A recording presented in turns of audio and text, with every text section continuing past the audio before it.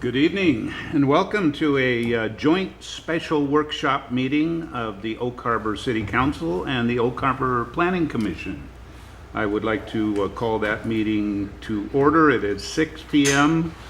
the evening of September 16th, 2019. I'd like to ask that you introduce yourselves, please. I'll start with, I am Bob Severns, Mayor, City of Oak Harbor. Joel Stavridis, council member. Erica Wassinger, City Council. Jim Wiesner, City Council. Bill Larson, City Council. Blaine Milborn, City Administrator. Steve Powers, Director of Development Services. Kat Kamak, Senior Planner. Zach Phillip, Planning Commissioner. Alan McPheeters, planning commissioner. Al Heavy, Planning Commission. Greg Wassinger, Chairman, Planning Commission. Thank you. This is a special meeting because we don't often meet together. The Planning Commission and the Council only gets to happen maybe twice a year at the most. So it's special in that sense. It's also special in that it's not one of our regular meetings. So I received a message earlier from Councilor Tara Heisen saying that she's planning to be here, would be here a little bit late, so I think she's scheduled to come in before long. I have not heard from Councilor Almberg, and I know that Mayor Pro Tem Bethmans won't be with us tonight.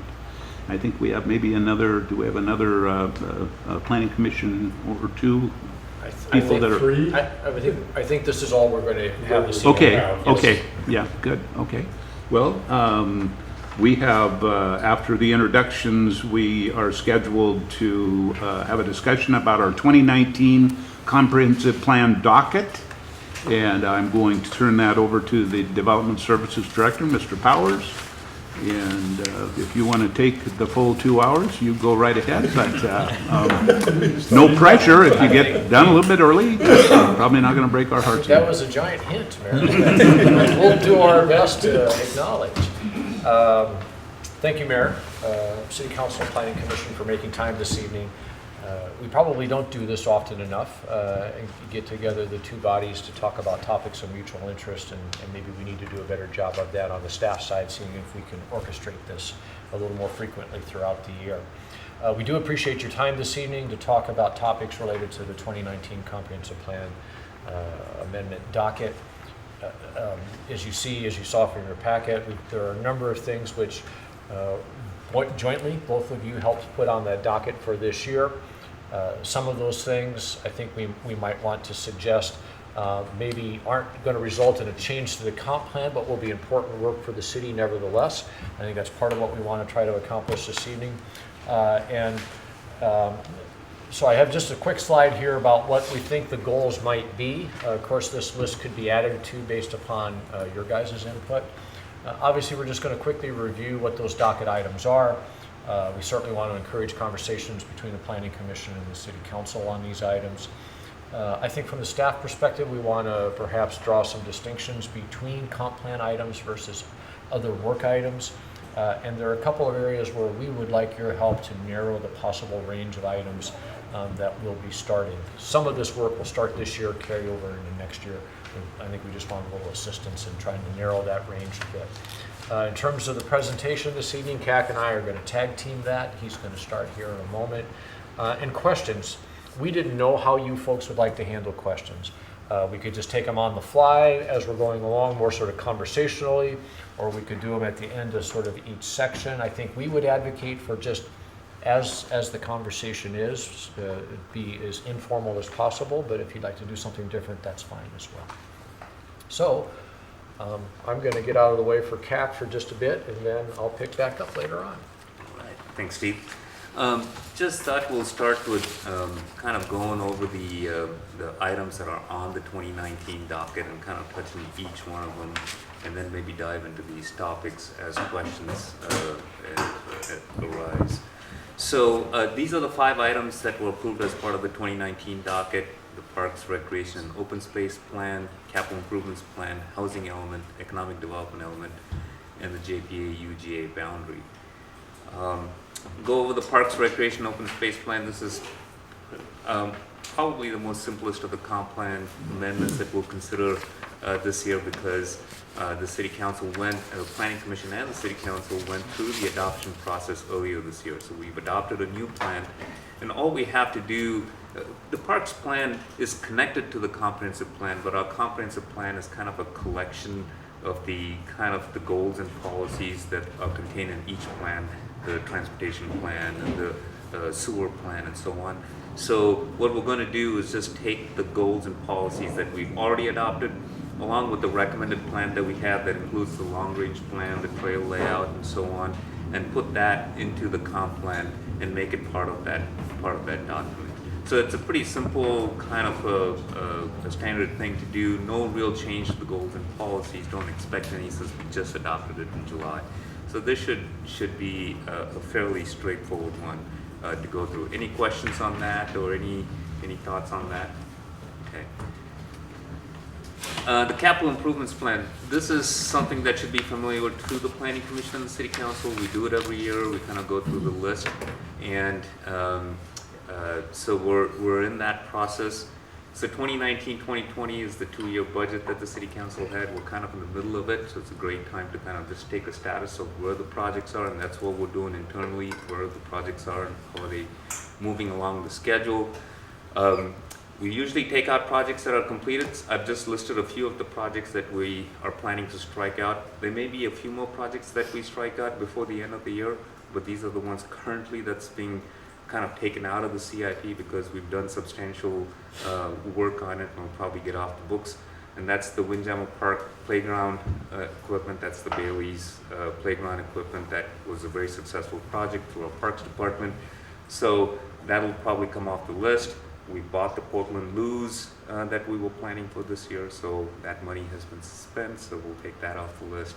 And then we have a couple of the water line projects that we had done on SR20 that will also come off the list. So we're just kind of taking off the projects that we've completed.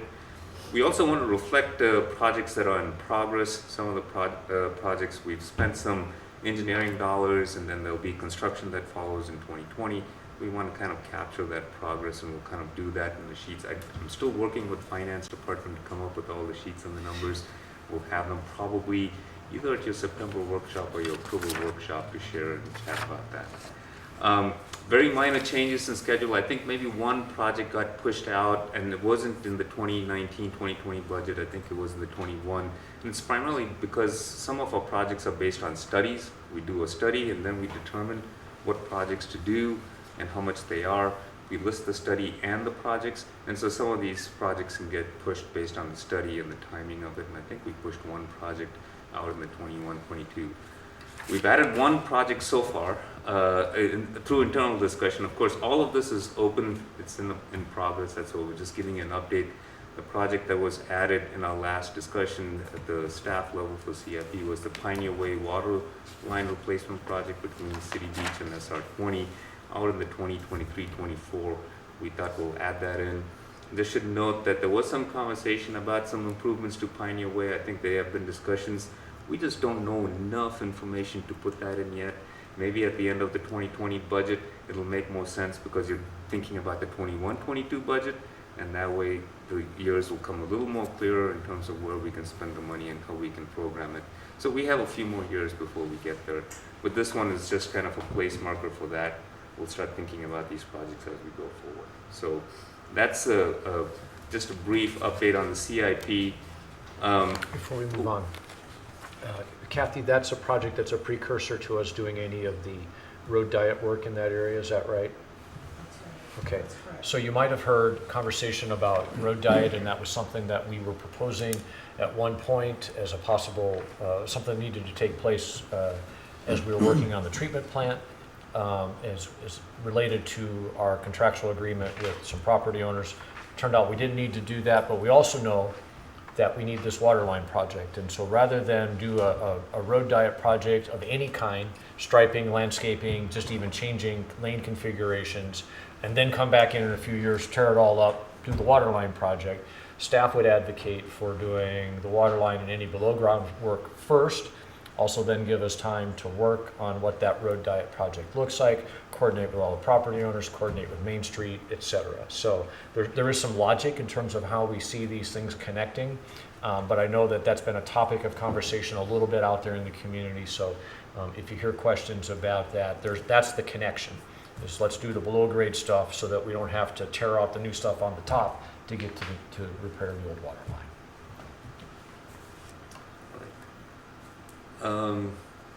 SR 20, but this came up as just a mention. I think that the last time you were talking about, I think the TIP, there was mention about including the SR 20 improvements in the TIP or our CIP, which also is our TIP, Transportation Improvement Program.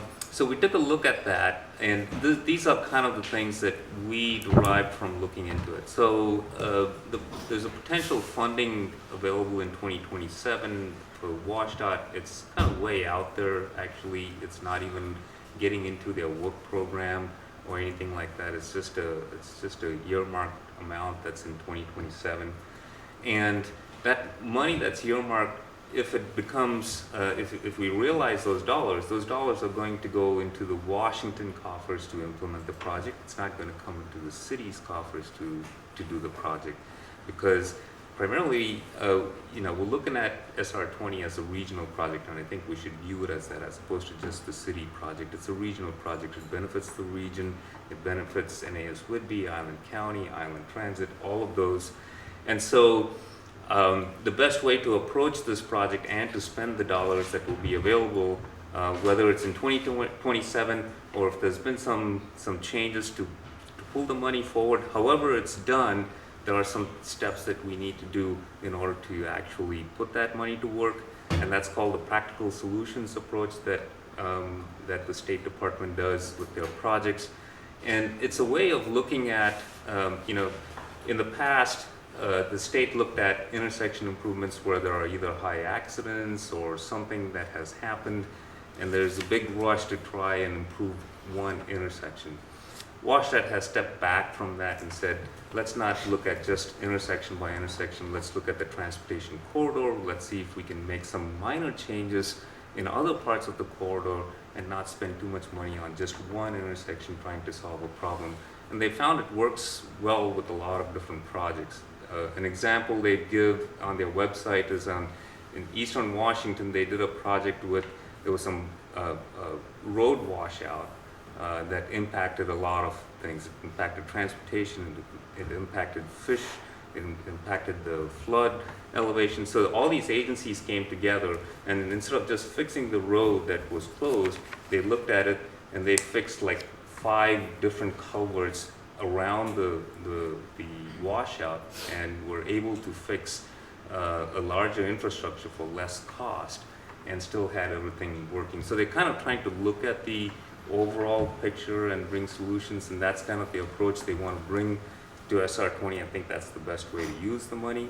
So it's a real benefit for us if it's considered as a regional project, and if the entire corridor is looked at to see where would be the best places where we can find these improvements in order to use that money. So our efforts are best spent trying to have those steps ready for the 2027. So we think it's primarily a work program issue, not necessarily a funding, put it in our TIP type thing. The RTPO, however, can list it in their transportation improvement program as something that they're tracking, because they'll be taking the lead for that. And we, as a member of that RTPO organization, can make sure that those kind of things are listed there. So our recommendation is to not add anything in our CIP, but we wanted to kind of just share this information with you. It's still in the RTPO plan. It's still in their work program in the near term, so there'll be continued work on it. We're participating in that. We just don't have to reflect that in our CIP because the money's not coming through the city. So I just wanted to clarify on that. Blaine, would you like to add? Because I know you've been working, on this is something project. I believe passionately in, and I like his approach. It was actually, I kind of like the word, you call it accelerated, but really it's been planned in 2005. It was looked at more of in roundabouts, and so we've talked about roundabouts of Swantown, Barrington, and Bixma and Pioneer and SR20. But like he talked about, let's restudy it all again, and what was studied in 2005 may not make sense or may be able to be done in different ways. So really accelerating, it's just been pushed off. They've got it on 2027. I think as a legislative priorities, we need to advocate to push it up sooner. It really affects a tie-in with Bixma. It affects our, for the Windjammer Park, it affects our downtown tie-in, and affects the traffic in the whole area. So something as somebody new just coming in and saying, we really need this. It's a critical project that really needs to be done, and it's delaying. It's been detrimental to the city. So just for clarification, our TPO stands for Regional Transportation Planning Organization, and we belong to the Island RTPO. The mayor is the primary, and I'm the alternate on that. It's part of that, kind of meets the same time as the Council of Governments does. And then they also have a technical advisory that CAC sits on, and also one of our city engineers sits on that planning group that plans a lot of does a lot of the priorities, and we're working on a 2040 plan. And so one thing we've been advocating was bringing up the priority on this project they're actually talking about starting design on it in 2027. And really, I think I'd rather target, and I think we should target a build in 2027 or sooner. So I think it's just really critical in our area. So it's in our comprehensive plan, and so we're going to push it to be into the RTPO's plan as a project, because it's primarily going to be funded by regional funding and state funding, and not city funding. Joel, you had a question? So I lose track of time, probably a year, maybe a year and a half ago, at a Chamber of Commerce luncheon, the featured speaker was WSDOT, and they were talking about 2025-ish to 2027. All they talked about was roundabouts, and now you're saying it may not be roundabouts? So WSDOT is careful in their choice of language. They're saying intersection improvements because they don't want to say roundabout is the solution for every intersection solution. So they may have expressed that maybe, but now they're kind of changing the language and being careful, saying we want to do intersection improvements. Roundabouts may not be the only solution or the better solution to it. Let's take a look at it. And if roundabouts are the solution, that's great. If not, then we'll be open to those solutions as well. So that's kind of where they are. I think the practical solutions approach has popped up post that meeting that you're talking about. Has there ever been any talk about widening the highway between the intersection of SR20 and Pioneer going south? Yes. And So- where is that? Is it not ever? I've never seen it widened. So They've talked. the city had worked on that for quite some time early on, at least early in my career here. And there was a time when we were actually awarded $1 million to try to move that project along. And it sounds a little nutty, but we at that time, WSDOT wasn't able to take on the work that was necessary to help us spend that money. And so we ultimately ended up giving back that grant money. Federal money then? It was passed through RTPO dollars. And at different times, the city has reflected it in different ways in its capital improvement plan.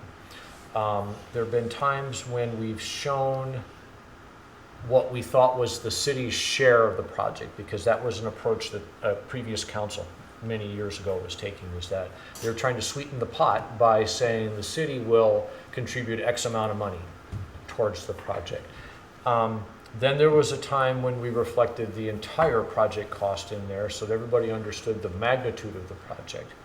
But then council got a little nervous that maybe that might be sending the message to WSDOT that we thought it was our project and that we intended to do the project, and that WSDOT would stop trying to figure out how to do the project. And so then a subsequent council decided to take it out of the CIP altogether. Somewhere in between those different ways of looking at it, Greg, is when we were awarded that money.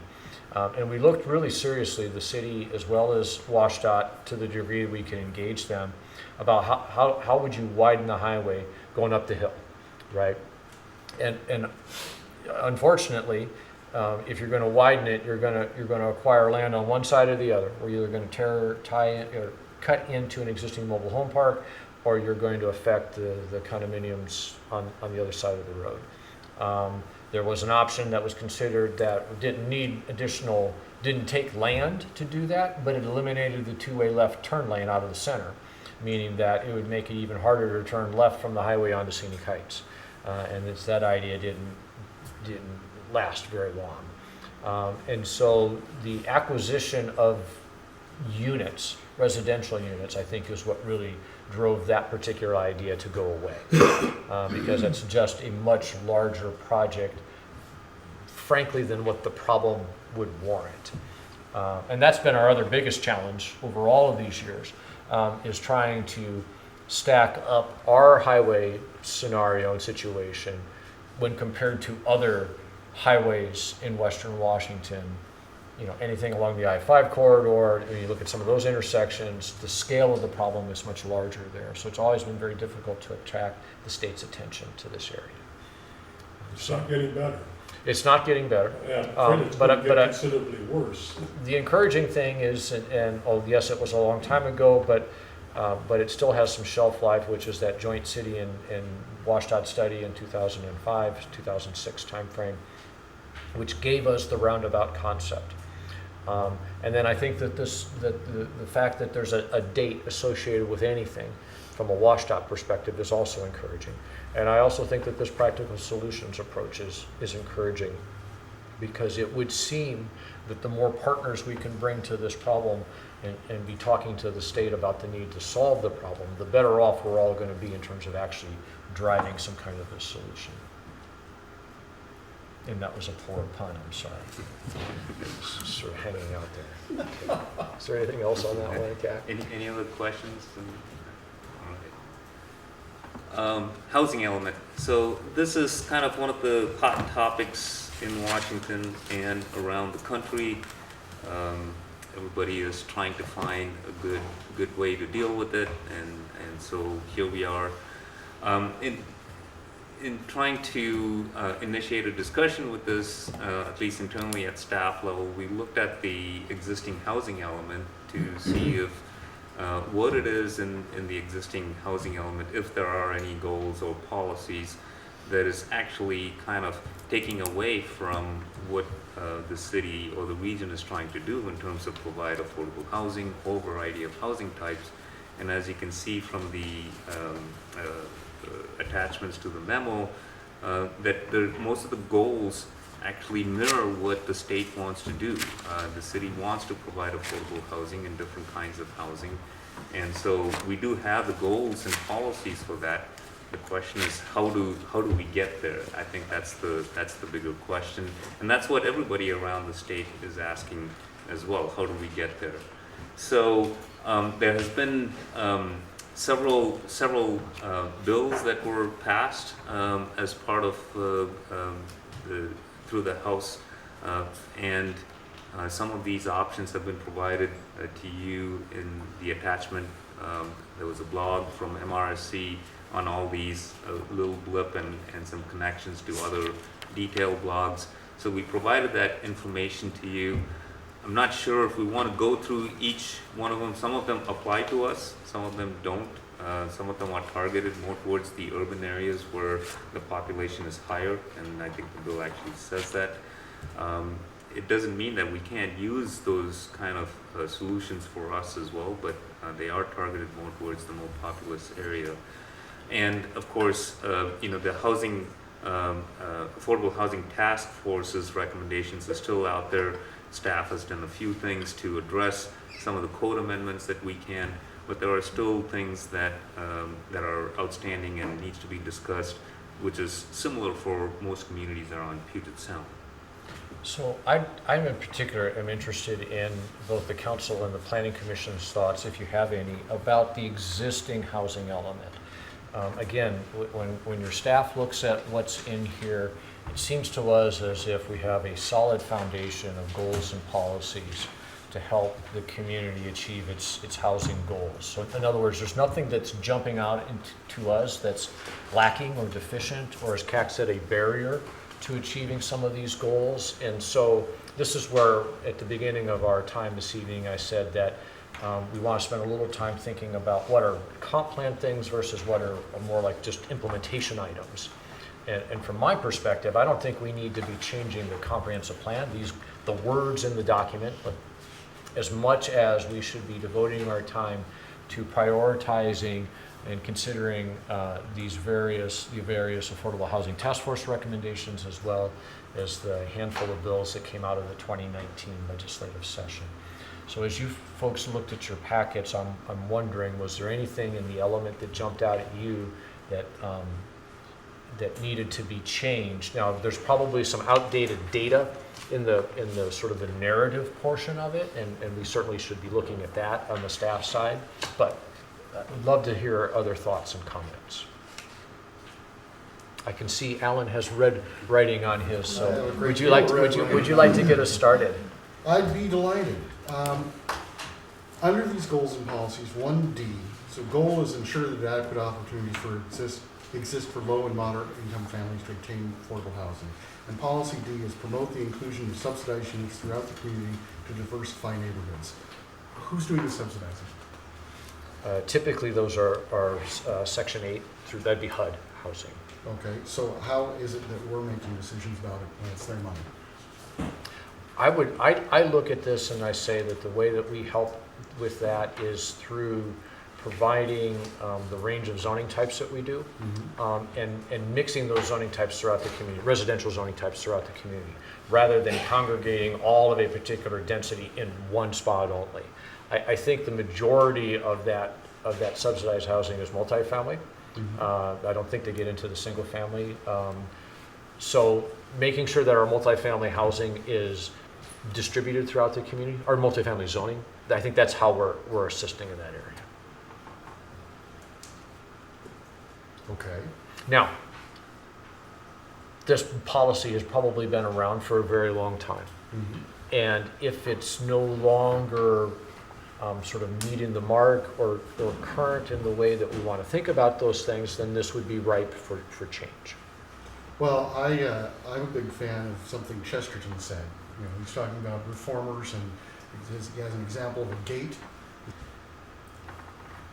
I am reluctant to get into the idea of trying to add more subsidized housing. What we really want is the housing that exists or that is created to be affordable rather than subsidized. And I remember when we talked about this in the Planning Commission last year, I had the same concerns. And we are not in the business of trying to find people to subsidize, as far as I understand it. No, but for instance, and not by way of a counter, but just by way of information, you know, the county is the one that has the strong housing program, right? They're the one with the Human Services Department. And part of the work that they do on subsidized units is invisible to us. So they may have some sort of a voucher program or some sort of an assistance program that could fall under the umbrella of subsidized. While my mind went immediately to Section 8 into HUD, that's not the only form of subsidy. Right. And so, you know, this could still have value, maybe. Maybe not on the scale of a brand new subsidized 400 unit apartment project, Right. which is what I think our community was doing in the 80s, as much as it might have a smaller scale. Okay. And another example is, I think, through our annexation agreements, we've attempted to try and encourage developers to locate housing, affordable housing in their development. So these kind of goals and policies help staff when we're dealing with annexation agreements and lands coming into the city to see if there's opportunity where we can find ways to incorporate that into market rate housing. So we want to try and have, from planners' perspective, we like these housings to be kind of distributed throughout the community and not zoned in one particular area. So this helps us kind of give us that foundation to deal with those annexation agreements as they come in as well, just as an example. or for instance, when, when a new subdivision is coming across your desks and on your way to the council's desk, there are, one of the criteria we have to evaluate it against is it consistent with the comprehensive plan? Well, there's more to the comprehensive plan than just land use, right? And so if it's a project that's by chance is saying as part of their model, they want to include a certain number of units for affordable housing, we can point to a policy like this that says, well, here's another way in which this project is potentially consistent with the comprehensive plan. Okay. I'll noodle on that for a little bit. How long has this policy been in the housing element? That's a good question. My guess is it's probably been in 20-ish years. So, do we have any sense that the community has been consulted on their opinion about subsidizing housing in recent years? Because this seems like, I don't know if this is true. Could very well be a zombie policy that the swell of support in the community dissipated a decade ago and nobody knows about it. It's an interesting question. I don't know how to ask it of the community, and certainly it's not like we have people beating down the door to get into planning commission meetings. Although I am intrigued by the phrase zombie policy. I mean, if we start bandying that about, I bet we'll get some more folks to come. So I think that might be right for some greater amount of public discussion. Well, and in all honesty, we don't tackle the housing element, every cycle. Mm-hmm. We made a big look at it in 2005. Okay. And then I think probably maybe 2010-ish timeframe. So it's not something that comes up all of the time, but the reason that we have it on the docket this year, again, is because it is the topic of housing is obviously something we spend a lot of time with. So that's what this conversation's about, is to draw out these kinds of thoughts.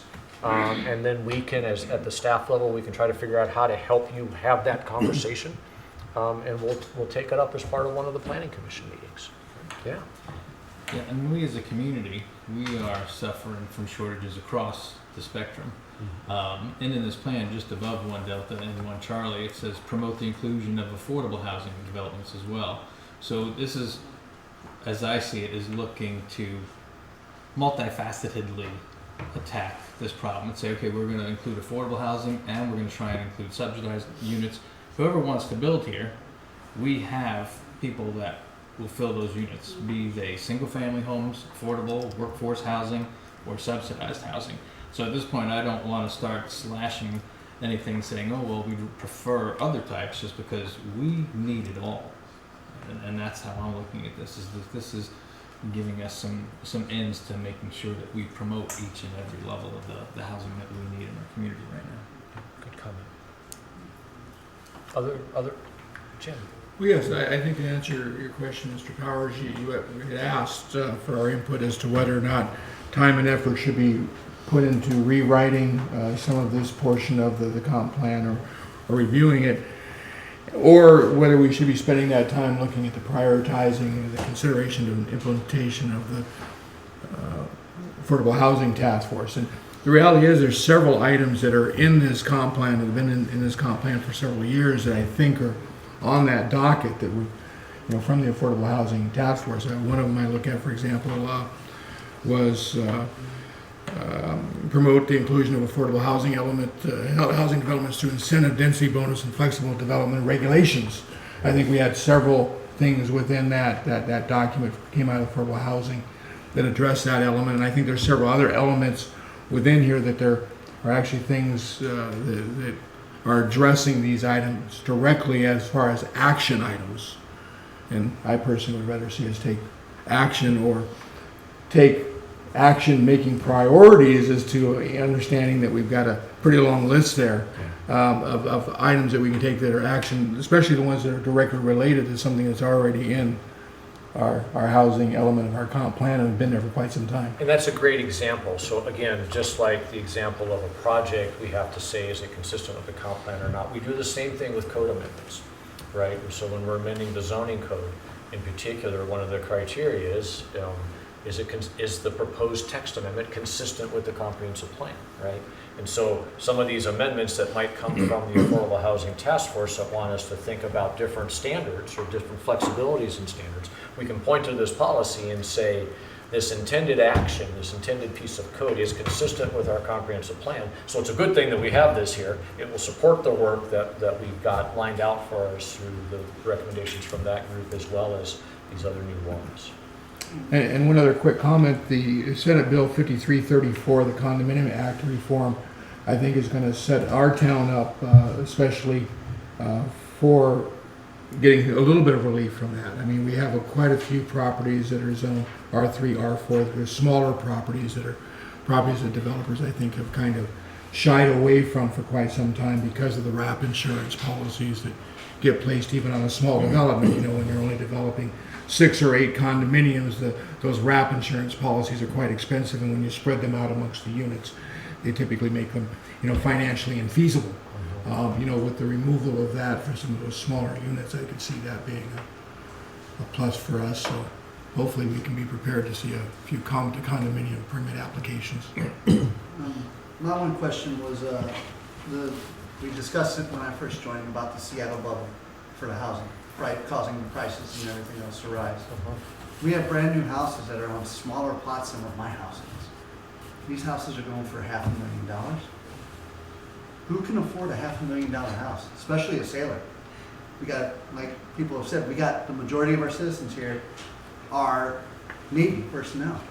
Not many Navy personnel can afford a $500,000 house on their budget. Is there any way that we can control the prices of these houses as they're going up?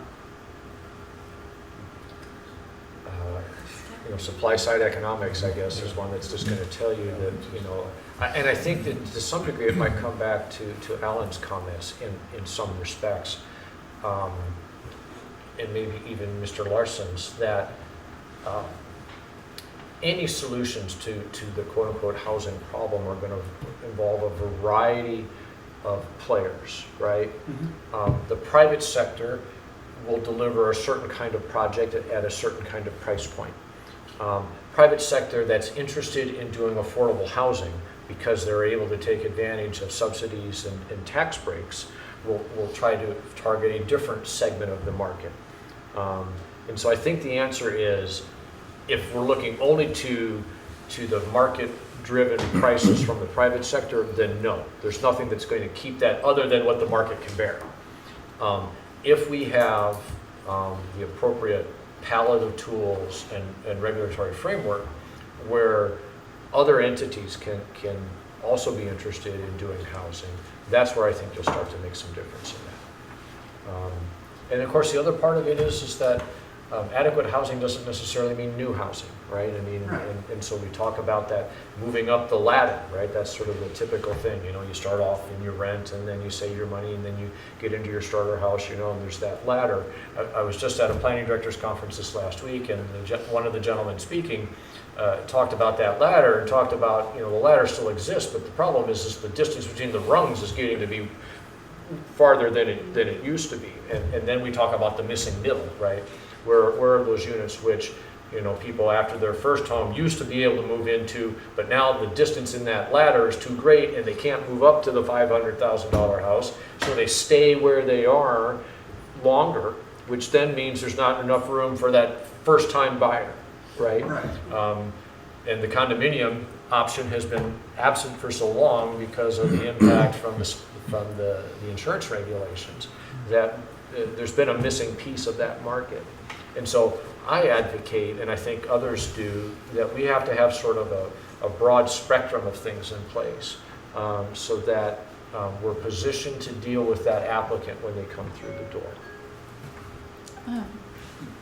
Some of these we've addressed fairly recently in the last couple of years, like encourage the development of accessory units to address housing needs and increase capacity. I'm assuming that's the the accessory dwelling units that we spent a long time updating. So some of these, can we scratch? I mean, we've sort of amended our code, and I feel like we've kind of got it set, or do we keep things like that on? I'm just wondering for a, sort of to condense or to make it hit the mark on exactly what we're trying to go towards in the future. I think it's okay to leave it in there because we always make a connection between our development regulations and our goals and policies back to the comp plan. So just because we have it in our zoning regulation doesn't mean we put a new set of goals and policies in our plan, and then our implementation is kind of where's the connection, so to speak. So our development regulations, zoning regulations have their foundation in the comprehensive plan. So dealing with all those regulations that exist, it's good to have the backbone that supports that. So maybe we can rephrase it as a goal that we, continue to provide opportunities for accessory dwelling, but we need that backbone, I think, in the goals and policies to support our development regulation. That's the connection. One other approach that has been talked about is to, and it has pluses and minuses, would be to take those ones that we think we've accomplished and move them into some sort of an appendix. And we've kind of toyed with that idea with different planning commissions and councils over the years, so that the front part of the plan, if you will, are those things that you're actively trying to work towards in any particular 20-year horizon, or 8-year horizon, because we have to look at it at least every 8 years.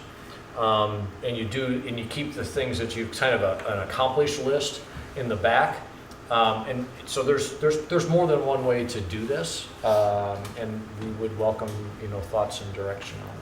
And then also, I mean, again, I think it's just a thing of if you're reading this, is it something like looking forward to the future? Like, it's just, to me, it's more of a mental thinking for what the purpose and what the... Is it future Is it oriented? forward thinking, or is it, what's the priority? Is it supposed to be things that we're like wanting to accomplish, now and in the near, like you said, 8-year future, or, maybe it moves. I'm Good thought. flexible. I'm just thinking out loud. And then also some of these, I feel like are part of the human services sort of element that I know the county does a lot of, and like, for example, monitor affordable housing availability for low and moderate income populations. Do we really do that? Do we monitor that, or is that more of a county?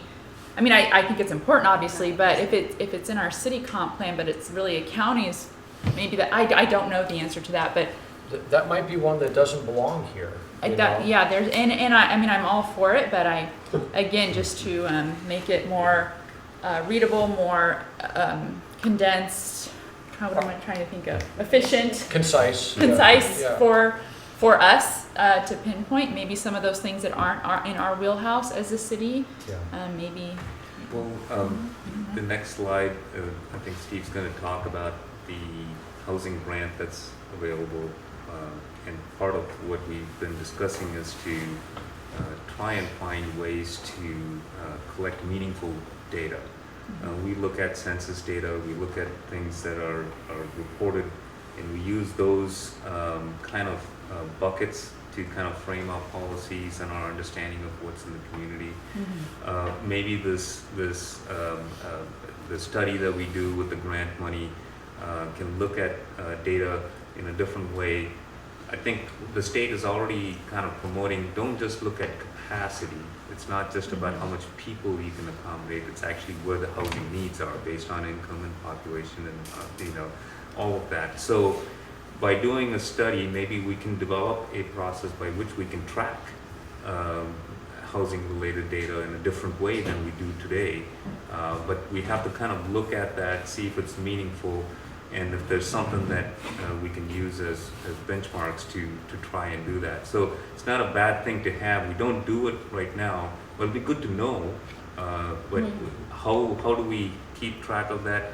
We don't have an idea right now because we don't have the data and we don't know where it comes from and how to look at it. But maybe some of that study dollars will help us look at that as well.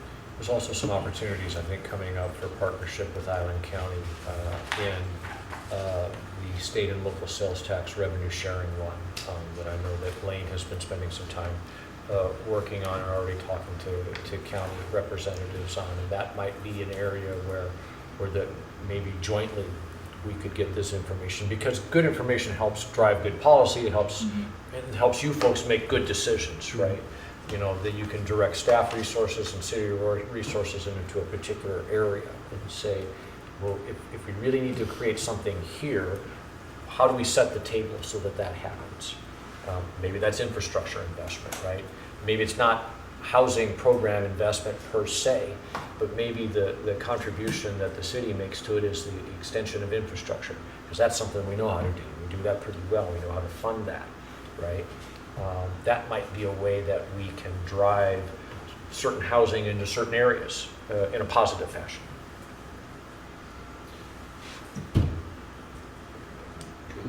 Mayor, I've been sort of taking these, and I realize I was stepping on your toes. When we talked about putting, opening up the housing element in the planning commission back in 2017, I think it was, I think at the time, because housing was really kind of on the forefront of the concerns in the city, we called it a housing emergency and other things, at least I did, before really trespass and safety became the #1 issue for the city. But it's still one of the top priorities, and our concern in 2017 when we wanted to open this housing element up was, what is the city doing that has, or is the city doing anything that has caused this problem or has contributed to this problem? We've had developers come in front of us who have said, I can't do it in the city of Oak Harbor, but I can do it in the city of Anacortes, I can do it in the city of Burlington, I can do it at these other places. What are we doing differently? So for the housing element, are there things that we need to add or take out of the housing element to make it easier for the housing solutions to come forward? If we put as much attention and time and money, quite frankly, into solving the housing problem as we put into designing a park, would we have more solutions? We had 18 members of the public who sat on the Windjammer Park board for over a year and came up with some great solutions, I think, for designing a park. We haven't seen that happen. Is that part of the housing element? I don't know. Maybe it should be. Maybe we should have a periodic review. As a planning commission, we don't really get the opportunity to get down to the level that, for example, the Windjammer Park integration plan team got down to on designing the park or contributing ideas to the park. Maybe we need to think about doing something like that. So when you ask the question, should we do this or should we do that? My answer is yes. Yeah, we need to include the, emphasize the Affordable Housing Task Force recommendations. We need to consider the 2019 legislature bills, but we also maybe need to revise the existing element where we see that it's created problems. Great comment. So, maybe we should be thinking about some sort of more regularly occurring review or conversation around this element. I think one of the challenging pieces to this is that there are so many different areas of municipal code, not just Oak Harbor's municipal code, but any municipal code, that pertain to the development of housing, right? So you're going to have the nuts and bolts of it, right? Block lengths have to be no longer than this, and lot sizes like this, and you've got to have infrastructure, etc. For many communities in Western Washington, you've got the burden of the Phase 2 permitting, right? Then you have, everybody has a process, some kind of way to handle that application when it comes through the door to eventually get it to the point where it's before the Planning Commission and the City Council. Then maybe strictly comprehensive plan related, how big is your urban growth area? Does it have the land that the state thinks you should have in order to meet your population projection? And so I think one of the bedeviling aspects of this is that the topic of housing touches all of those different areas, right? And so which are the pieces, given a finite amount of time and a finite amount of energy for all of us, what are the pieces that we should put above some others, right? And I'm sure we all could come up with a prioritized list of what we think ought to be at the top and maybe what's not quite at the top. But I appreciate the spirit of the comment and the question. I think the city staff is working in some different areas trying to make some improvements, right? So for instance, you've heard us mention at least the council has the Kaizen process that we went through earlier, where we sort of picked apart one of our development review procedures to figure out, can we put it back together in a way which makes it more transparent to the applicant. Personally, it's a little tough to take, well, we don't have to do those things in Burlington or Mount Vernon or Anacortes.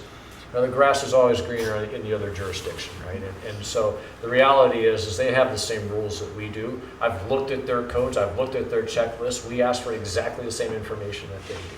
So that I always take with a grain of salt. But that doesn't mean that we can't work to do our jobs better. So I think that's the tough part, Hal, is which one of these things is there a silver bullet? Probably not.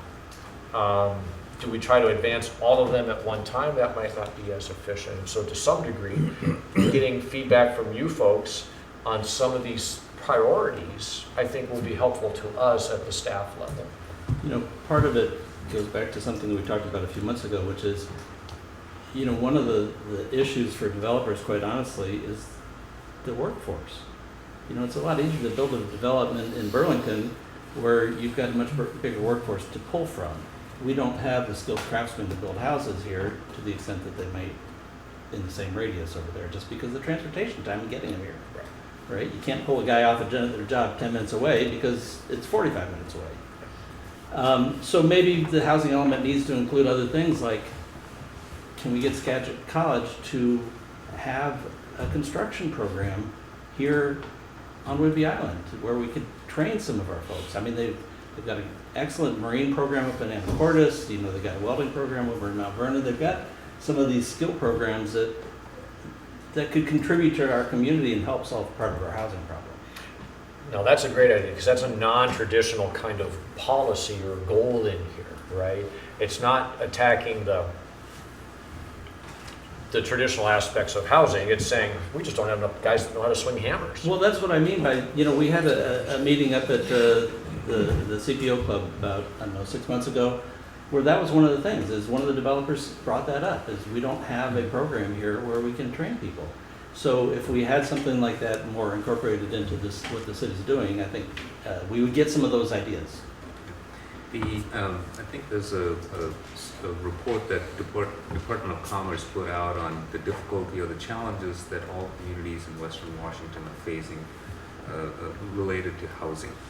And they've kind of broken it down into 5 or 6, and I'll try to recall the ones. One is they've noted that housing is a regional issue. It's not anything that's localized. It's a regional issue, so you have to partner with regional entities in order to try and address the issue. Everybody plays a different part. Everybody has different issues regarding housing, the layout, spacing. So they recognize that that's something that we have to do, is that regional coordination in order to try and address it, as opposed to trying to isolate everybody solving their own problems. The next is they identified local regulations, looking at regulations to see, and as Steve mentioned, we have NPDES permit, we have stormwater regulations, DOE manuals. I mean, we have a lot of regulations that are upon us, and how to look at it and find a way to make sense out of it, and also communicate that with the development community. I think that's a challenge that all the communities are facing, and so are we. The development review process is also identified for all cities that are creating, because of the amount of regulations that we have and the amount of review that's necessary to make sure that developments are meeting all the regulations, is a monumental task. So they're saying that is also an issue, and all the communities are facing that as well. Infrastructure availability and extension of infrastructure to support affordable housing, they're talking about that as something that's lacking as well. Maybe not so much maybe here, but in other jurisdictions and multiple jurisdictions. That's one of the things that was identified. And lastly, they've identified the workforce type thing. There's just not enough training and support for that industry. They lost a lot during that downturn. Everybody changed occupation, went to do something different. Now that it's picked up, there's just not enough. There's a sort of a lag. So even if Skagit Valley College or any local training programs, there's a year or two. If you start a program right now, you're still 2 years away from generating a workforce that will be able to do that. But good points. That was kind of captured in the state's assessment of the challenges that everybody is facing with housing. Question, I'm gonna go a little higher, 20, 30,000 foot. When we talk in here a couple pages prior, you have all of the population increases, et cetera, and you end with a summary that talks about a lot of the population and housing needs are tied to NES Whidbey Island. Have we ever mapped, when we look at those increases in the 70s, 80s, 90s, is the housing inventory, housing stock, I think is the term used, is that commensurate with the growth of NES Whidbey Island? Those same ratios or even similar ratios? We can take a look at that. I don't think we've mapped it to see how their increase. I don't think we have actually data on their NAS Whidbey population. We have city population increase over the 20, 30 years, but in that time, how much NAS would be the proportion by which they grew, I don't think we track those numbers. We don't get what their population is year to year. The reason I ask that is we attribute, and we're talking here, we end with a summary. I'm gonna need the glasses. The local housing market is driven primarily by conditions at NES Whidbey. Is that now, previously? I mean, that's coming back to, I think, Mr. Peter's statement about maybe we need to relook at all this in Howells. Is this some old thought processes? When we look at TSI adding 100-ish jobs, right? They doubled the size of their facility. I think they were trying to add 100 jobs. We're not building 100 homes, so are those people living together? I mean, where are these people coming from that are filling these jobs? The chamber does studies of how many new jobs have been created. And our housing doesn't reflect jobs being created. I'm not so sure it accurately reflects historically the growth of NES. Maybe it does. I know when I look at specifically, and I've sent this to all of my peers, and maybe Sarah, if you would update it and send it to the Planning Commission. When you look at the number, and I keep coming back to this, and I don't know what the answer is, but when you look at the number of houses that have been built, or housing units, single family residence, duplex, triplex, fourplex, or apartments, is what's in this report. It's shocking. I mean, something is clearly broken in our system, it's the city system, as to trying to keep pace. I would be curious to try and compare this to any of our brother or sister cities. For example, and if you haven't seen this, I know my peers have this email, I'll resend it again. Since the recession, I mean, we were fairly consistent, 100-ish permits a year. And this report that I have is through July, the end of July, 7 single-family residences. That just doesn't make sense. Since the recession, since 2008, well, in 2008 we did 3 duplexes, no duplexes since 2008. Triplexes, 1 in 2008, none since. Fourplexes, anybody want to take a guess? 1. Apartments, 3, for a total of 30 units total.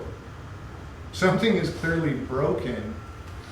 And so we could debate, I mean, the language is nice, but I maybe Howell's headed this way. Some more action items that are going to address this problem. And I understand the NPDS phase 2 stuff, stormwater is definitely, it hinders this. But this is a crash course with arithmetic as far as budgets long-term and the city's growth. As one of my mentors said, it's a private business thing, but if you're not growing, you're dying. And I think that same thing applies with municipalities. People are trying to get out of Seattle. They love, I mean, we have 2 realtors sitting here. If you could populate the market with 100 homes at 250 to 300 where they sell quickly? Instantly?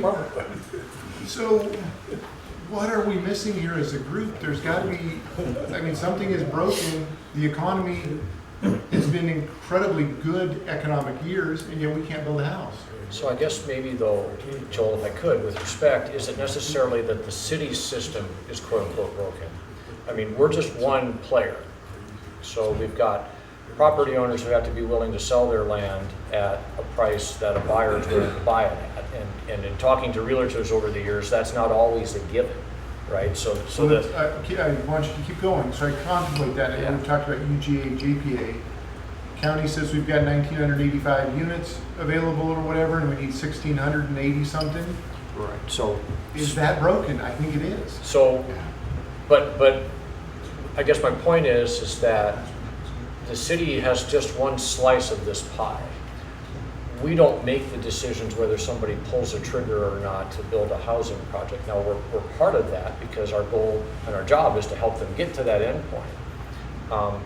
But I think back to our heyday in the early 2000s, and the majority of those units were coming from local developers. And as far as I know, we have almost no local developers left. That was a combination of retirement and the recession. We've also lost a lot of our local builders that would build on the lots that were created by our local developers. Now, also at the time, we had some outside companies that were strong at that time that came and built in our community that no longer exist because they were a victim of the recession. And I mean, I could go on in those examples, and it's not to say the city doesn't have a role here, because I think we do, and I think we need to make our part of it as strong as what we can.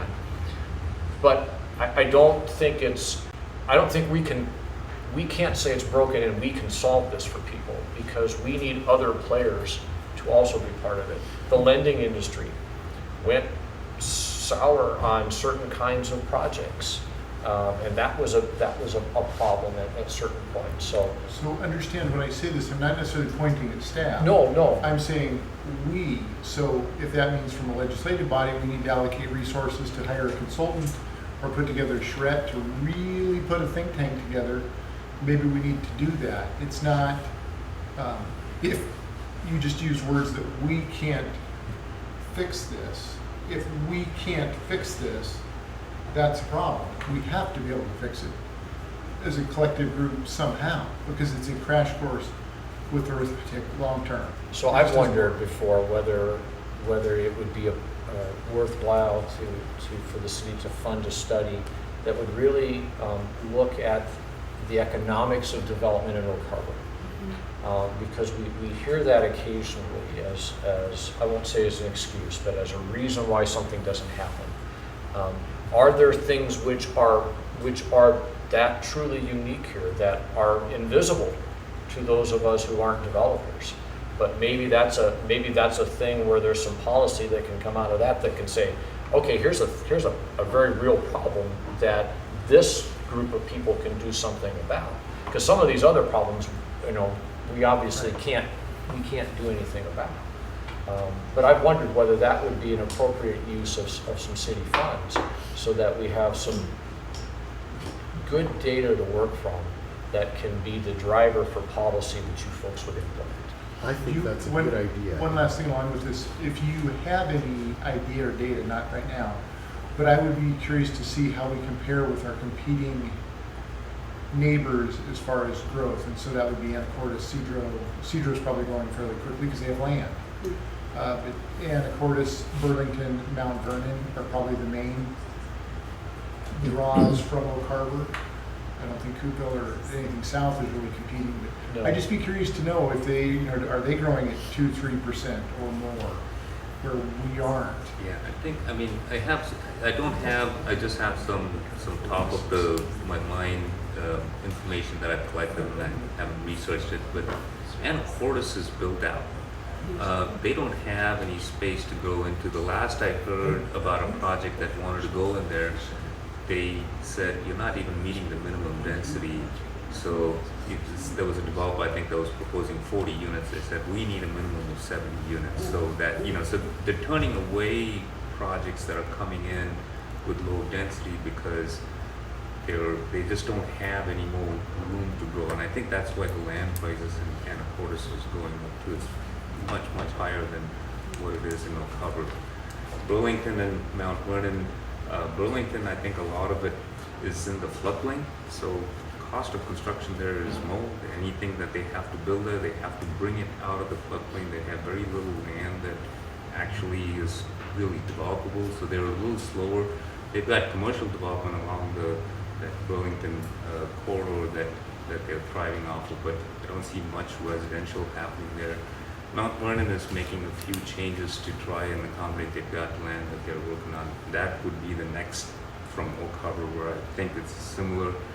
But I think Anacortes is not as comparable, even though they're so close and they may have a lot of units. They're dealing with different issues than we are, as far as I know. Tara? I am concerned about getting a little too far into the weeds in terms of the housing market.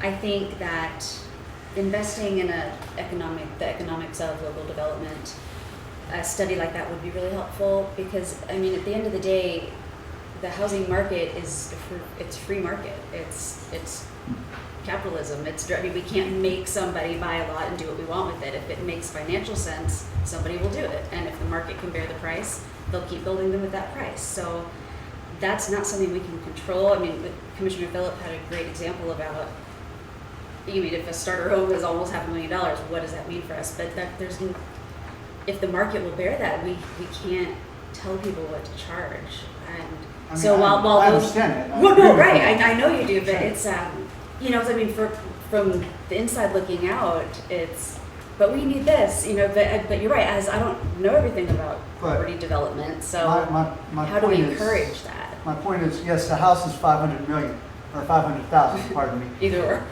Either or, yeah. Might as well, exactly. But then we throw in, you know, your utility costs. My utility cost for a family of four is $200 a month because of our new sewage treatment plant. Yeah, there's And a that's lot not that gonna goes into drop. affordability. You know, my electricity is rising, everything's rising. I've changed everything out trying to save money.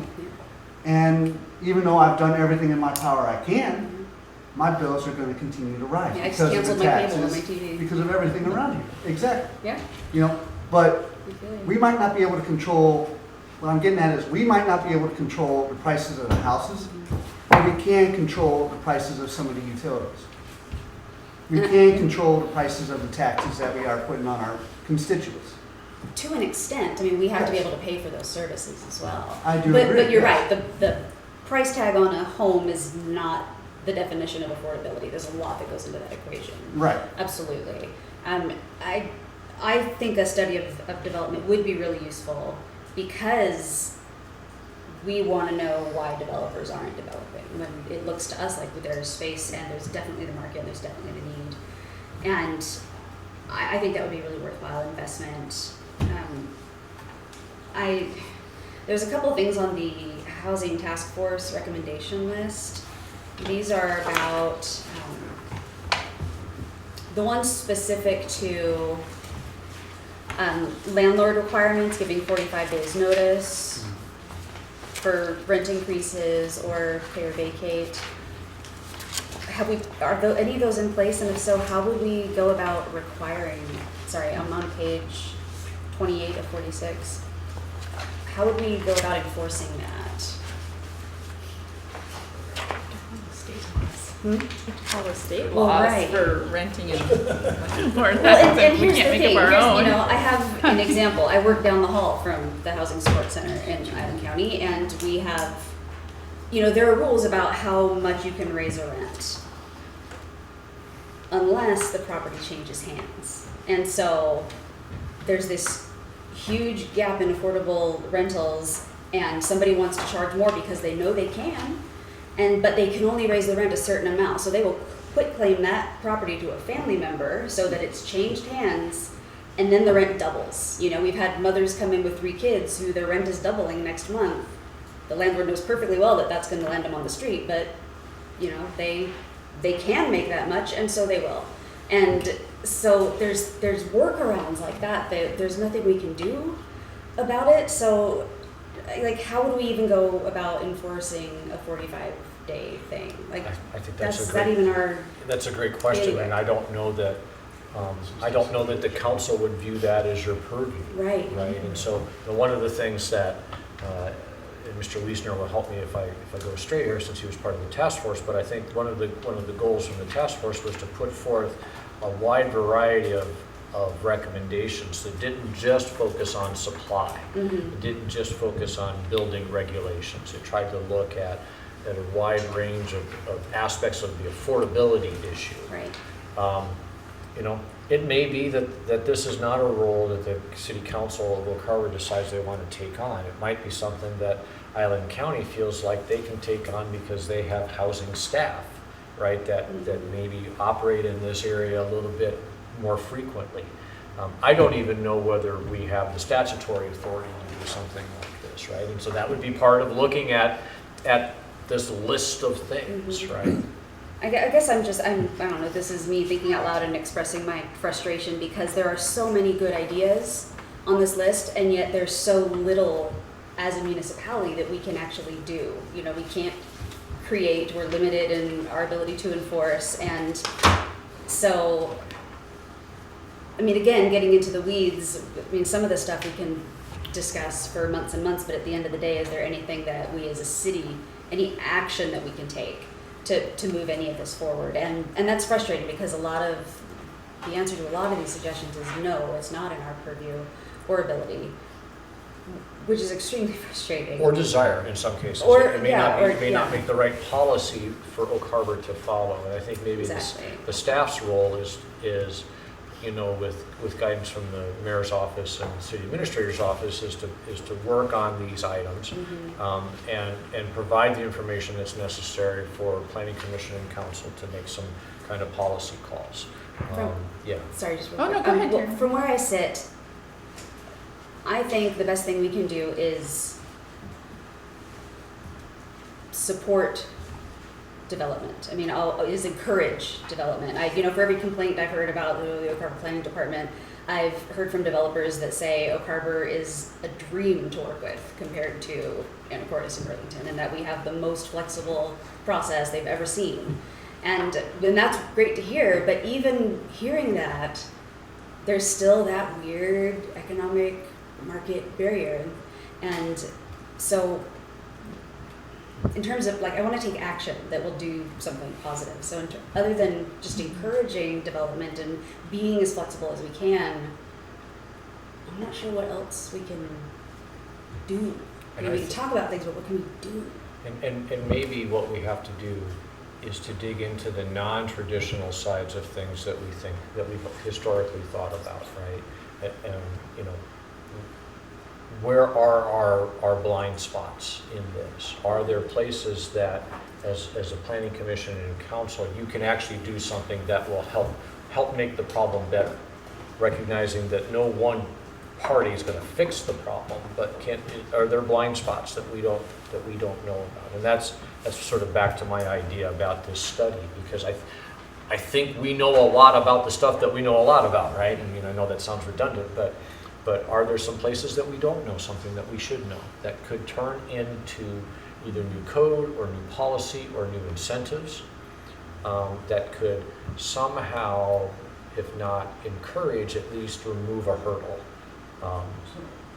You said there's no local developers here in Oak Harbor, correct? We don't have the same type of local land developers that we used to, and by that I mean companies that would take raw land and actually do the below grade infrastructure installation, build the streets, create the lots, and then either build on those lots themselves or sell those lots generally to other local builders. Okay. Yeah. Is there anyone like on Island Count and on Whidbey itself? I don't think I'm not aware of any large scale developers. Now there are some folks that will do smaller short plats, right? Like for instance, we're working with a local guy right now who's he's doing his best to do a 3-lot short plat, right? And that we shouldn't turn our nose up at that, because that's a part of the solution, right? I was gonna say, can we offer like incentives to guys like that? that are local or even from the island or the county? You know, incentives are always an option. The question becomes, what is it and how do you pay for it? And I don't say that lightly, right? You know, it's either time or it's money. Those are the two things that developers seem to care the most about, and of those two, I've always been told they care more about time than they do about money. Especially when things are going well, they really care a lot about time, and they don't care so much about money. So efficiencies in our process that we're working on with the Kaizen process, that's in some form, that's already a form of incentive if we can just reduce it. Okay. Yeah. But Councilman, oh, I'm sorry, go ahead. Oh, it's okay. Back to just what Tara, I forgot, I had another thing that I think maybe doesn't belong here, again, that maybe is not in our wheelhouse, maybe the goals and policies. One, I support and monitor mediation services for tenant-landlord dispute issues. I don't know if the city's ever done that or would ever be in that business, so I don't know. Again, I want to see this as concise and stuff that, like Tara said, that leads to action that we can take. And I appreciate the broad stuff, but some of this, I just can't see us ever spending our time and money doing that wouldn't even be our responsibility. And that would be one that maybe I would. And I can safely tell you that one has been in there for as long as I've been here. So that. Well, good. That Maybe predates it's a me. zombie. Yeah, that could be that's a zombie policy. There's a new phrase born today. Rear its ugly head. I'm gonna be the Walking Dead guy. A dead guy did it. The Walking Dead guy. Zombies are moving to Denver. Zombies are gonna Alan, did you have something? Well, Councilman Servatius was saying, you know, this is something we need to be able to address. I'm not entirely sure that we can, because a lot of this is driven by policies enacted at a higher level of government, whether it's Island County or the state. And maybe the best thing that Oak Harbor can do is find out where those problems are and make the case that those policies need to be changed. So, for example, Island County asserts that there is a large amount of infill space within the city limits that could be developed. I don't know if that's true. I don't think there's a list. There ought to be a list. The assessor has a list of all the parcels in the city. And there should be a list that says, these are where we think there's infill. In fact, when I was looking at getting on the planning commission, I went back and started reading old minutes and things like that back as far as 2010. This organization put together, I don't know what the final outcome was, but one of two ratios, a land to value ratio or improvement to value ratio, that said, you know, if the amount of value here in development is lower than a certain percentage of the overall value of this is a candidate for redevelopment. If you've got those numbers and you get them from the assessor's office, we ought to be able to put together a list. These are the places within the city limits of Oak Harbor that can be redeveloped. And either that list of land matches up with Island County's assertion of how much infill development potential there is available in the city, in which case we need to look at how we can incentivize those landowners to do something with their land. Or Island County's way off base and way overstating the amount of infill, and if that's true, then we need to talk with Island County about expanding the UGA or finding other ways to develop within the city limits. That is a study that I would love to see done, because I've been astonished since I've been involved that we don't have that list. Or change the model. Or change the model. That's the other, and I know that we've talked about that before, and I think we're actually getting close to that time where that conversation should be taking place with the county in terms of how they view the timeline for UGA stuff. But I think, you know, it's a math problem, and if we don't like the answer that the formula is spitting out, one thing that we can try to do is to change the formula. Sure. Right? Is it a different ratio? Is it somehow a fact to me, the biggest problem has always been time, right? Because we talk about the capacity, a 20-year capacity, but we don't have the ability to determine or to gauge or even to guess when you decide your property is ripe for redevelopment and you don't, right? Both have similar potential according to the mathematical model. So you're sitting on that capacity that's counting against our development potential. Greg might decide that he's ready to do something with that and take that big lot and split it into 3 pieces and build 2 new houses. Bill might decide he's not interested in that right now, yet we still have to count more capacity because it's part of the 20-year capacity number. And so part of that's a built-in flaw to GMA, but can we work with the county to change the countywide planning policies to make a different model? That's where I think the real meat of the issue is. So, Blaine. Yeah. So the bigger picture on there, the county really needs us, because in GMA, you're supposed to encourage the growth in the urban area and have less growth in the rural area. It hasn't happened in this county. That's true. There continues to be growth in the rural area and non-growth in the urban area. So that's the area we need to look at it. So by limiting our UGA, they've encouraged more growth in the rural area, which is contrary to the GMA. So Blaine, is that a conscious decision on the county's part, or is it just the way it's working out? It's the way it's working. Yeah, go ahead. It's the way that it's been, and they're working hard, I think, at trying to change that. But where you run headlong into things is private property rights and those pre-GMA plats out there that created the building lots at a density that could not be approved now. That's one of the big problems. So the second problem is they already have from a county perspective, a fairly high density at 1 unit per 5 acres. Right now, from an urban perspective, we go, oh my gosh, that is, that doesn't even on the scale, right? But to dramatically change that percentage and to flip it upside down, and the county's long acknowledged this is a problem. They have to actively have policies and code which will drive the development into the UGA. And that's running headlong into private property rights and or then down zoning properties so that you can no longer do 1 on 5, you got to do 1 on 10 or 1 on 20 or whatever the case may be. That's the only meaningful way that that's going to really shift into the UGAs on the island, right? And of course there's Oak Harbors. Coopville's doesn't really count because it's sort of self-contained and constrained. Langley has one, and then the non-municipal one around Freeland. But obviously we're the one that has the greatest ability to provide the most range of urban services. So I actually want to just kind of break down what I've just heard, because I think we actually all answered a lot of our own questions a little bit, right? First off, I can tell you as a realtor that housing prices, supply and demand drive it. We've got graphs, we can prove it. I can print you a graph over the last 10 years, number of houses available on the market versus the price of the houses. When the one line goes down, the other line goes up. It's transverse. As supply comes up, prices drop. We experienced it most recently with the crush of all of the folks coming new to NAS Woodby. We had a dramatic drop, we had a dramatic increase, and then of course we had this level off, and this correction period happened directly after that. So we can actually tie those things to events and say it is true, supply and demand drive housing prices. So then we say, well, if we had more houses, right, then technically the houses would become more affordable.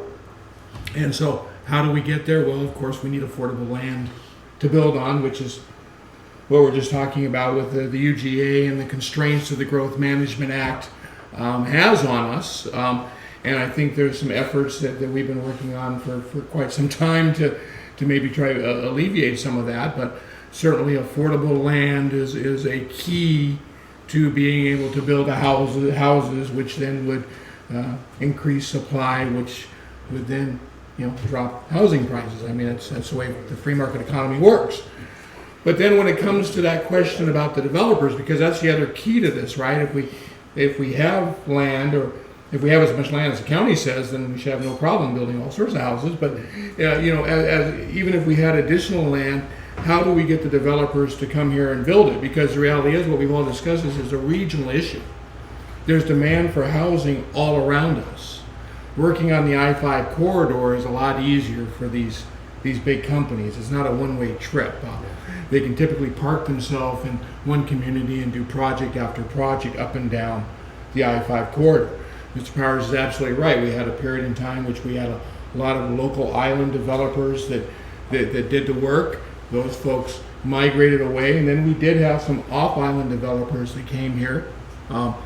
And because they saw a demand here that they wasn't being filled within the region, and came down from Linden and Mount Vernon, and actually made the trek over. But now that we've got this regional problem there, those people are being pulled, right? And I can say from experience, the developers that I've talked to about coming to Oak Harbor to develop, why are you not developing in Oak Harbor?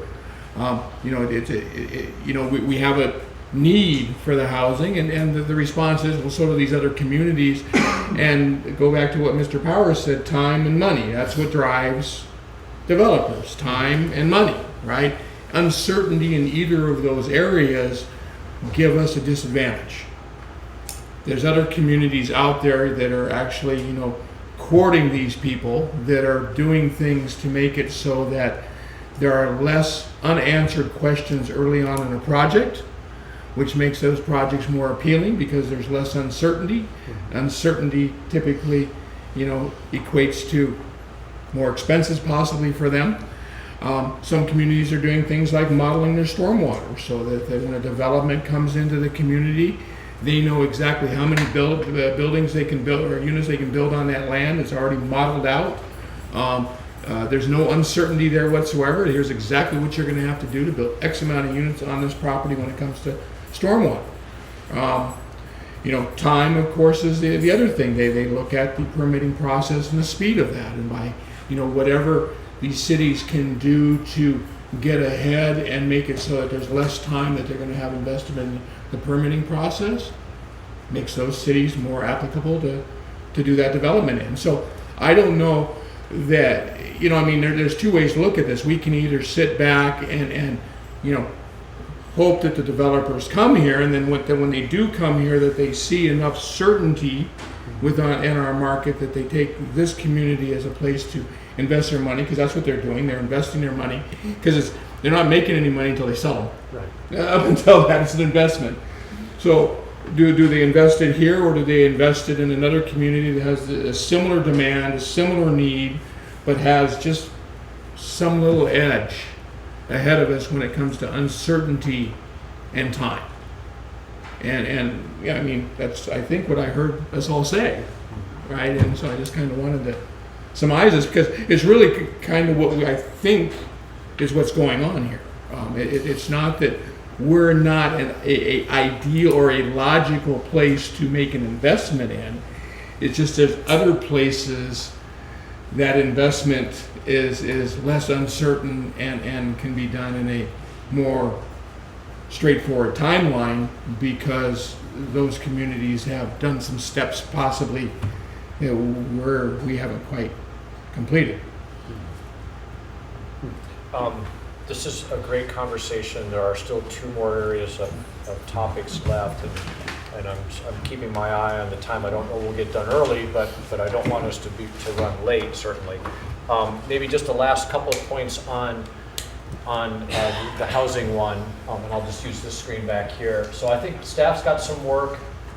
First of all, we've got some great input from you on the element itself. Thank you. I think we've got some work to do on the task force recommendations, try to figure out what might be logical next.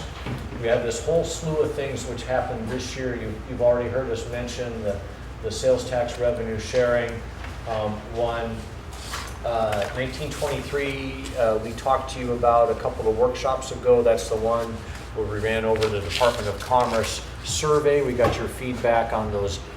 Do two off of this list or do the housing action plan, and we could qualify for a grant. That grant is due by the end of the month. We'll be working to complete the paperwork on that based upon your initial input. At this point, I think we'll probably make the most sense to come back to you in October and report to you on what that application looked like, so that we make sure we get it in on time. And then a couple of these things aren't really going to need to result in anything for the city does. I don't think we're going to have to do anything on the Condominium Act one. I think that's just going to be a benefit for us.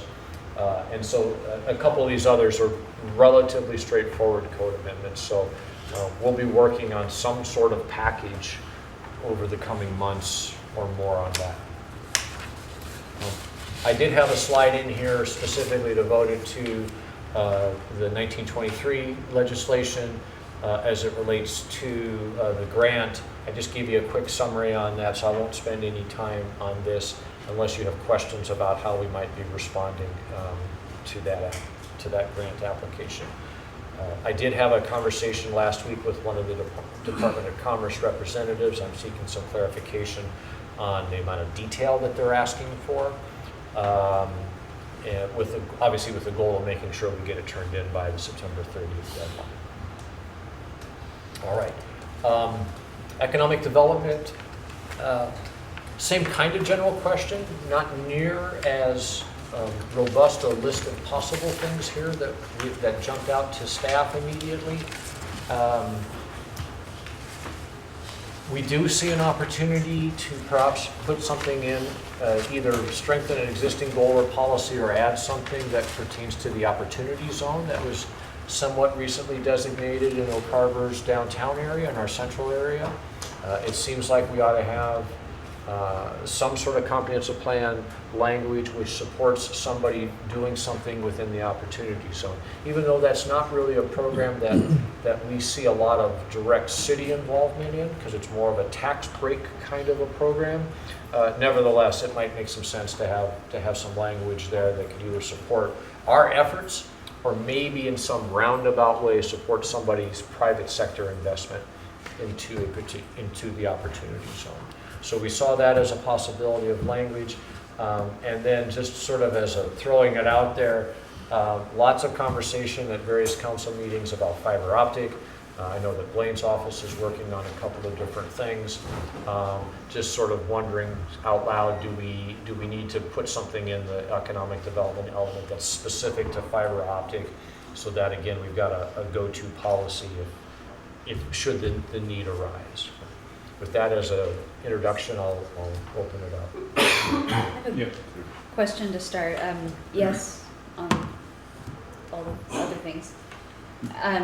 On goal 2 for economic development, 3 of the 5 goals, I'm on page 35, yes, 46. Mentioned the harborside shops capitalized. Why is this, what are the harborside shops and why is this goal focused on them specifically? So that's an old moniker or name for the downtown. Okay. It came out of what's commonly known as the Windjammer Plan, but is more formally the Waterfront Redevelopment Branding and Marketing Program. Okay. As an entity and as an area, they've moved away from that, and we were just actually. Remember what it was, we were just talking about something, and the more commonly used name seems to be Old Town still. Mm-hmm. And so we need to remove that kind of outdated name for that area. This is during the design guidelines discussion. Yes, thank you. I didn't know what this Waterfront Redevelopment Branding and Marketing Program was, so I looked for it on the city's website and discovered that it had been done in 2005. Yes. Perhaps it's time for a refresh on that, because it talks about putting things in places where there's now a clean water facility. So you couldn't build there. So the question is, do you redo that, or do you recognize that that's a foundation of ideas, and you implement the ones which still have community favor? Mm-hmm. My gut level reaction is we don't spend the time on redoing a plan. We spend our collective energies on implementing. But that's just one thought. Okay. I'm okay with that, but then Councilor Heisen's right. You got to take all these references out that are outdated. Therein lies the problem when you incorporate one planning effort inside of another one. Right?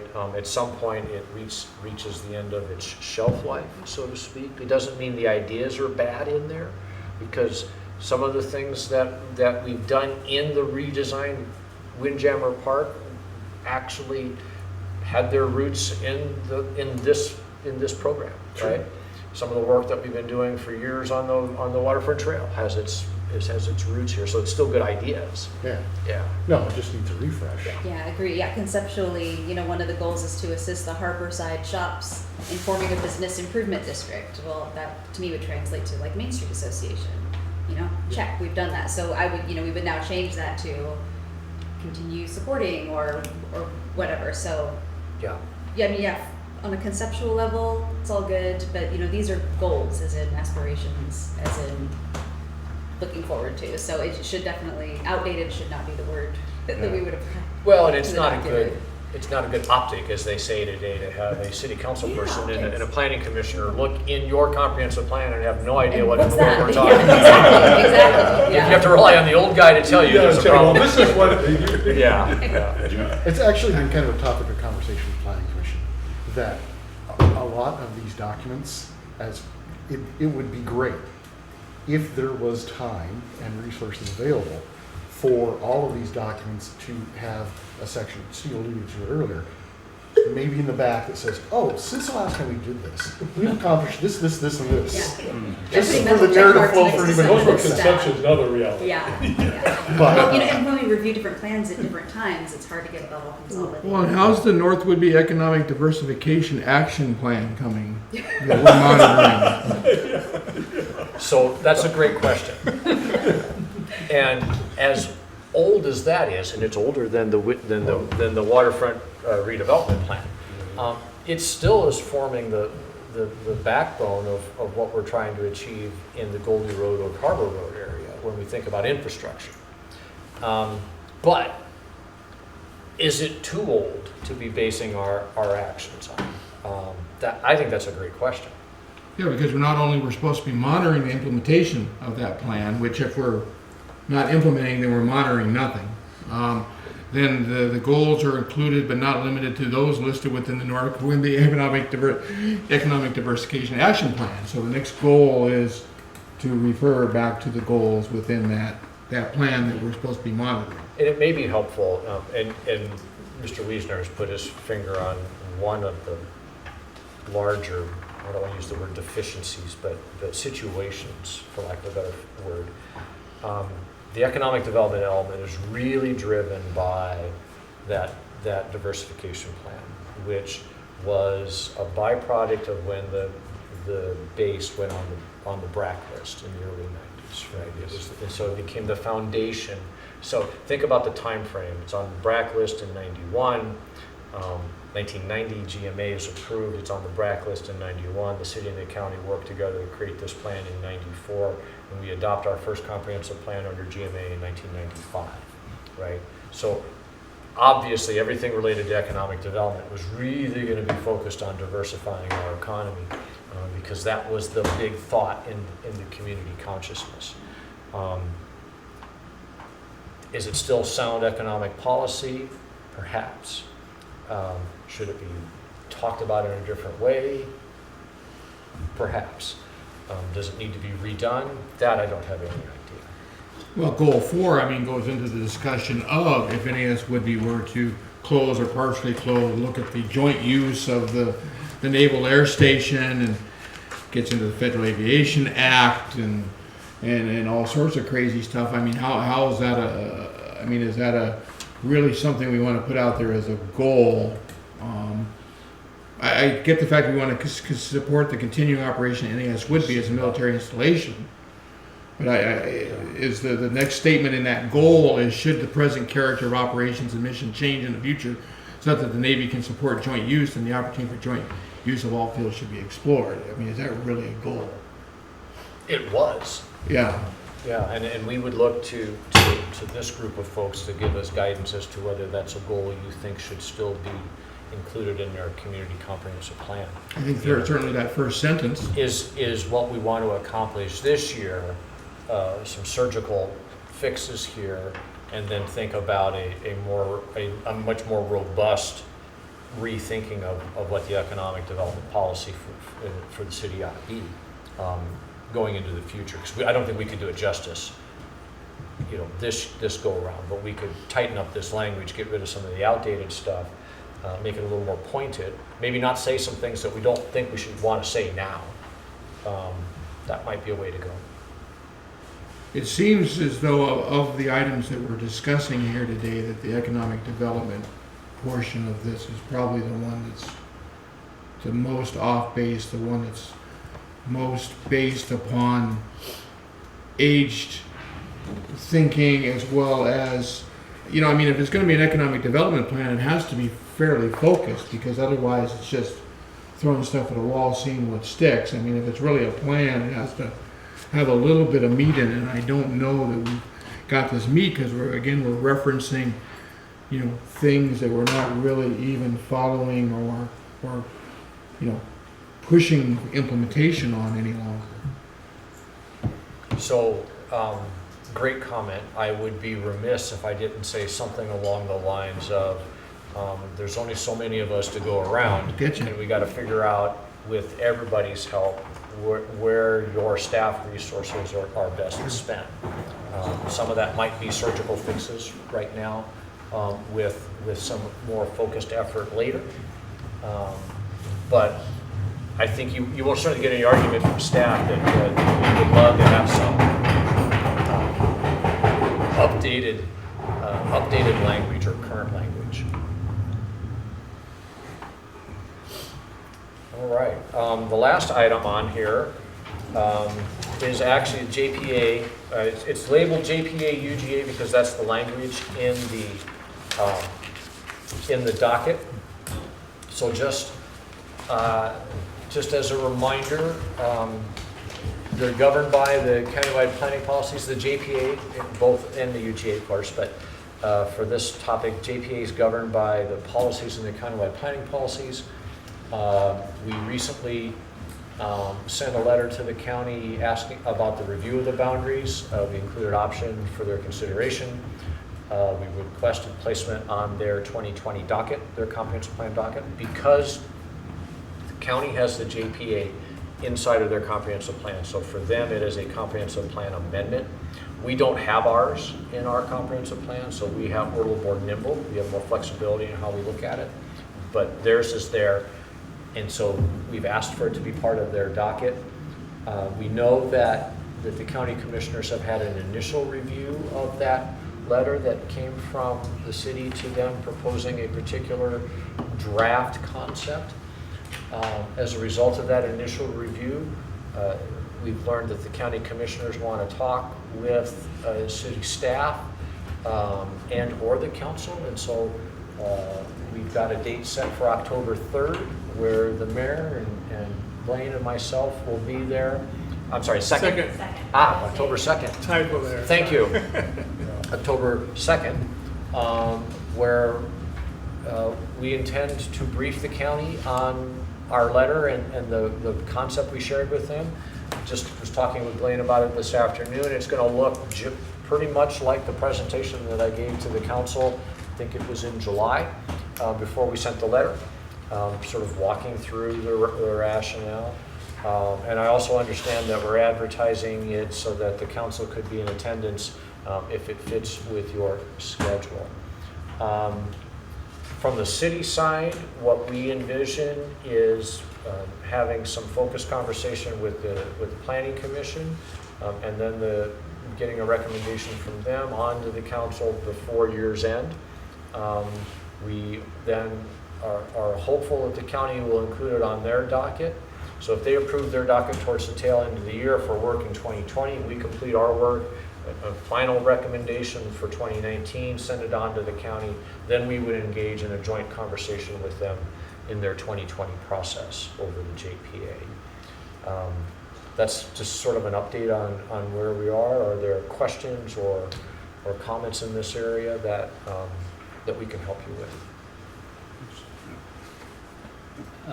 As I've argued before City Council as well as in the Planning Commission, my druthers would be that the JPA include everything from Liberty Road up to the Deception Pass.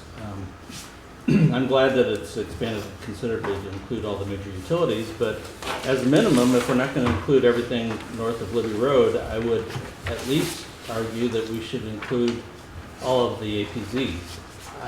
I don't have enough faith in what happens down at the county that decisions won't be made that impact land use within the APZs that will then affect the military's decision, the Navy's decisions, as to what happens with our prime economic driver on North Whidbey. I mean, I don't think that the county would approve, for example, a trailer park in the middle of one of the APZs, but you don't know if you're not part of the planning process.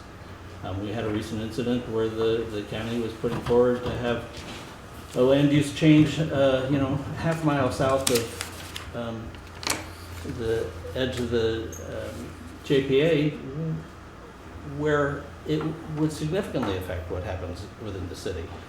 And I just think that particularly because the base is our primary economic driver, that we should have some sort of say in anything that happens that is going to directly affect the base. So whether these could be expanded to include as a minimum the APZs or even a larger area around the main base, I would argue that we should probably consider it. Steve, can we justify that? I mean, like, I know that there's criteria for how we plan our growth, and that is something like wanting to protect that market driver enough of a justification for asking for that space. So I've two thoughts. One would be in the mapping of the JPA itself. Maybe that is the best mechanism to get there. But something that's might be a little bit invisible to the Planning Commission and to the council is that the city has an existing interlocal agreement with Highland County going back to 2001 and 2003. And really what it does for the purposes of this conversation is it sets up the rules for how we have conversations with each other about development applications in the unincorporated UGA, but there's also language in there about the JPA. And so another tool for us might be to suggest to the county that we amend that interlocal agreement, and staff is aware of some reasons why we should be amending it anyway. Maybe what we do is propose to amend that agreement to make sure of the notification provisions within a certain distance of APZs or something along those lines. Because the way that works is that right now they get an application in one of these areas where we've agreed to communicate on it. They actually electronically now send that application to us and tell us that they have this application and they invite comment on it. Our comments are only advisory, but we make comments on those applications, and we say, well, we've got this issue, or we don't have any idea how they're going to get water, or that kind of thing. So maybe it's both things. So I think there are some possibilities there. So does that interlocal include a description of what it affects now? It does. Yeah, so it does. Do you know approximately? I want to say that, well, they have a greater notification requirement for applications inside of the unincorporated UGA, and that makes sense because that eventually is going to be our land, so to speak. I think there's a different level of application that they have to tell us about if it's in the JPA. I'd be happy to get that out, Mayor, and share that with you. But there is some level of notification right now. As a general rule, they do a pretty good job getting us that communication. From time to time, given changeover in staff, we might have a bit of a hiccup in that process. But as a general rule, I think it works fairly well. I think we should look at that before we go down for our meeting. And then Alan brought up the buildable lands, or I don't know what that's going to take to get those numbers. What we think is available versus potentially what the county is going to. Yes. So I might have some ideas. I know a guy that's pretty good with his computer and his mapping skills. He's desperately trying to hide in the back row over there. Maybe he could be helpful with us on trying to. So it would just seem like we'll be better prepared if we have those. Yes, sir. Yeah. I just think If we one of can. the focuses we want right now, we haven't got the county's approval to put it on their planning for 2020, and that's the why. Right now, they're asking us why. They're already alluding to the what. We kind of gave them a preliminary, but the what, you brought some good points up, and that's what we're going to go through the end of this year.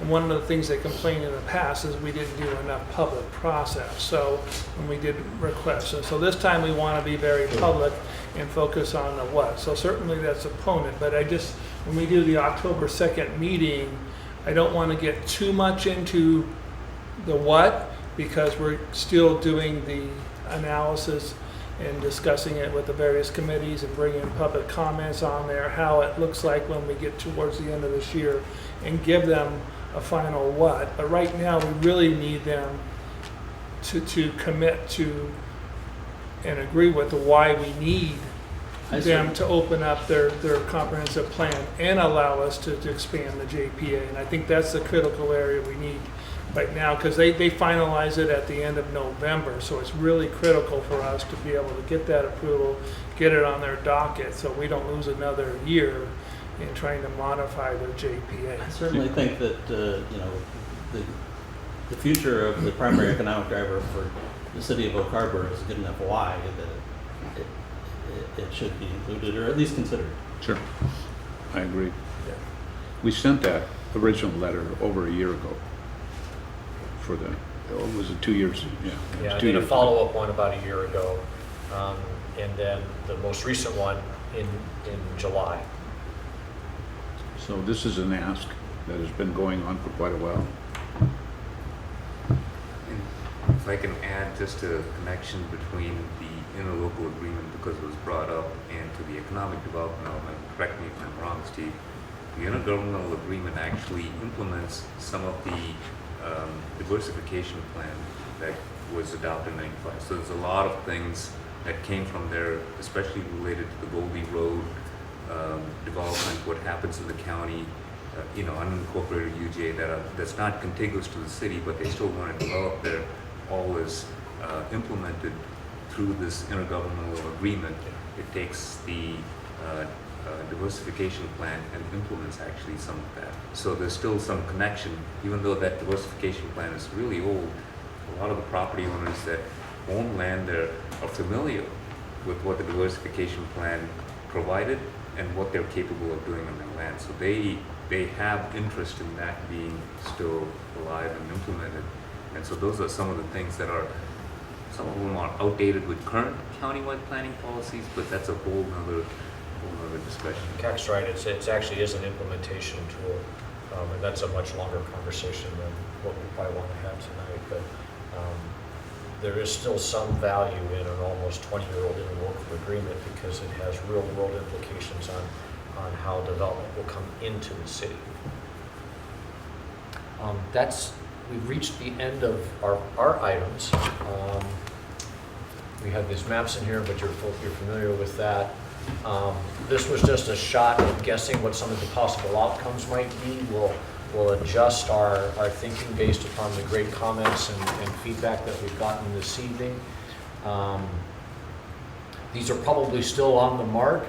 Amend is necessary for economic development element has a little bit different meaning than what I thought at the beginning of the 2-hour session, but that's cool. You know, we really appreciate your time this evening, digging into topics which perhaps may not be terribly interesting at first blush, but once you peel back the layers, there's some good stuff here. So thank you for your time. Thank you, Councilor Eisen. And just a quick comment in closing. I want to thank the planning commissioners for not just tonight, but everything that you do. It's not the most exciting work. It's a lot of work, and you know, you don't get paid a lot. So I just really, we could not do what we do without you guys drilling down into these subjects. So we don't always say it, but thank you so much. Yeah, I would echo that. I feel a lot different when I'm looking at something that I know has been vetted by the Planning Commission as opposed to something that hasn't. So thank you for your continuing work. Believe me, it's important to us. Thank you. Anyone else? We've got a lot of work to do on the housing. I hear that loud and clear. I support that study too. I didn't say that. I support that too. I'd spend a little. You know, the world is pretty I think we'll adjourn. Okay?